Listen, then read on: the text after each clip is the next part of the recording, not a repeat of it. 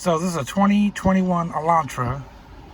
My trim package is a SEL. So there's really no videos on how to replace the stock halogen bulbs with LEDs. I already got the LEDs put in. This is stupid simple.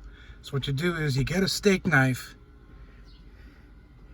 and you go on the outer of either of the bulb and just come in here and pry really slow. Take your time. And it literally pops right out. That's all you have to do. And then the bulb, you pull out towards you, replace the LED in there. Now, that's going to be a pain in the ass because they're super small. So what you do is, before you do anything, you come back in here, and you hit this button here to turn that off so you don't burn your fingers.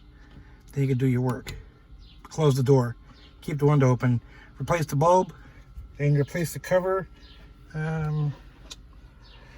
Here's somewhere that it fell. Here it is. Replace the cover. I have a bad angle, I'm so sorry. So you go bottom first, or is it top first? I already did it. Top first, make sure that's in. Push on the bottom. That's it. It's as simple as that. It's stupid simple. Hope this helps. I'll do the back one here shortly.